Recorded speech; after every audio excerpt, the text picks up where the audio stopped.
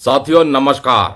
मौसम सर्दियों का है लेकिन खबरें गर्मा गर्म आ रही हैं। जी हाँ दोस्तों, आंकड़े भी जबरदस्त आ रहे हैं और जैसा कि उम्मीद की जा रही थी, केंद्र सरकार के कर्मचारियों और पेंशन भोगियों के लिए आंकड़े बिल्कुल उसी हिसाब से आ रहे हैं, क्योंकि इस बार फिर से 3% की बढ़ोतरी महंगाई भत्ते और महंगाई राहत में होने की पूरी संभावना अब नजर आने लग गई है। दोस्तों, नवंबर महीने के महंगाई के आंकड़े आ गए हैं।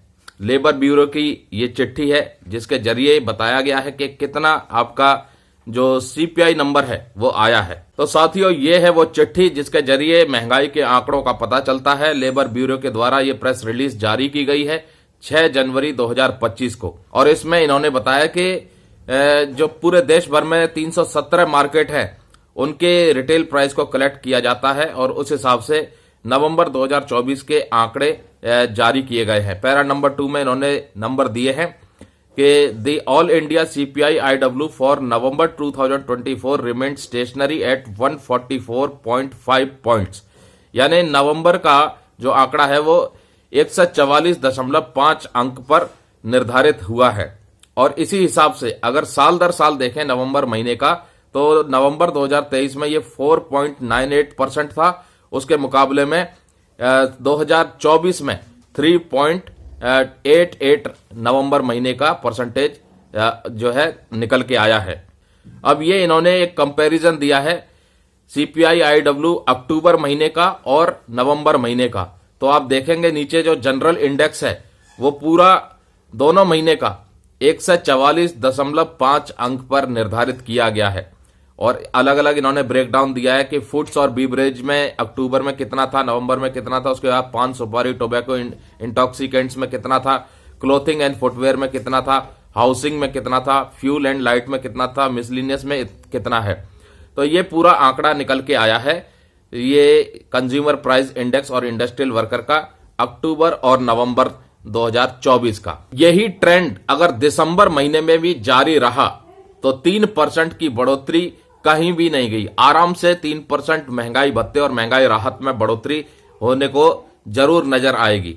मौजूदा समय में 53% की दर से डीए और डीआर मिल रहा है। पिछली बार भी 3% की बढ़ोतरी की गई थी, जिसके बाद 50 से बढ़कर के 53% डीए डीआर हो गया था। और अब जिस प्रकार से आंकड़े आ रहे हैं, फिर से इशारा कर रहे हैं कि 1 जनवरी 2025 से तमाम केंद्रीय कर्मचारियों और पेंशन भोगियों का महंगाई भत्ता और महंगाई राहत 3% की बढ़ोतरी के साथ 56% होने की संभावना पूरी तरह से व्यक्त करता है। अब दिसंबर महीने के सीपीआईडब्ल्यू के आंकड़े आने बाकी रह गए हैं और उसके बाद पूरी कैलकुलेशन लग जाएगी कि कितना परसेंट डीए और डीआर बढ़ेगा। अब बढ़ते हैं दोस्तों दूसरी बड़ी खबर की तरफ। फरवरी के महीने में दोस्तों केंद्रीय बजट पेश किया जाना है और उससे पहले प्री बजट जो बैठक है वो शुरू हो गई है। वित्त मंत्री जी अलग अलग ट्रेड यूनियनों के साथ बैठक कर रही हैं और कहीं ना कहीं ये जो कर्मचारी संगठनों की तरफ से मांग रखी गई थी 8वें वेतन आयोग के गठन की, इसके ऊपर भी कुछ अनाउंसमेंट की जा सकती है, ऐसी संभावना व्यक्त की जा रही है। moneycontrol.com की तरफ से रिपोर्टिंग की जा रही है। बजट 2025 सरकार करेगी 8वें वेतन आयोग का ऐलान। सरकारी कर्मचारियों की बेसिक सैलरी 18,000 से बढ़कर हो जाएगी 51,000 रुपए। वित्त मंत्रालय ने भले ही 8वें वेतन आयोग के गठन से इनकार किया हो, लेकिन केंद्रीय कर्मचारी आने वाले बजट में वित्त मंत्री निर्मला सीतारमण के किसी भी अपडेट पर नजर बनाए हुए हैं। केंद्रीय बजट 2025-26 देश में 1 फरवरी 2025 को पेश किया जाएगा। वित्त मंत्री सीतारमण सोमवार 6 जनवरी को ट्रेड यूनियनों के साथ बैठक की। यह बैठक सामान्य प्री बजट बातचीत का हिस्सा है, लेकिन इसमें 8वें वेतन आयोग पर भी चर्चा होने की संभावना है। तो दोस्तों, अब मीडिया रिपोर्ट्स भी कहीं ना कहीं ये संभावना व्यक्त कर रही हैं कि जो प्री बजट बातचीत हो रही है और इस प्री बजट में बैठक वित्त मंत्री जी के द्वारा की जा रही है, इसमें कहीं ना कहीं यूनियनों की तरफ से 8वें वेतन आयोग के गठन को लेकर के भी चर्चा जरूर शामिल होगी। और यह भी संभावना व्यक्त की जा रही है कि फरवरी के महीने में वित्त मंत्री जी जो बजट पेश करेंगी, इसमें 8वें वेतन आयोग को लेकर के कोई बड़ा ऐलान किया जा सकता है। केंद्र सरकार के कर्मचारियों और पेंशन भोगियों की मौजूदा समय में सैलरी और पेंशन 7वें वेतन आयोग की सिफारिशों के अनुसार मिल रही है, जिसमें मिनिमम बेसिक पे 18,000 रुपए है। फिटमेंट फैक्टर 2.57 का इस्तेमाल करके 7th पे कमीशन की नई बेसिक पे निर्धारित की गई थी।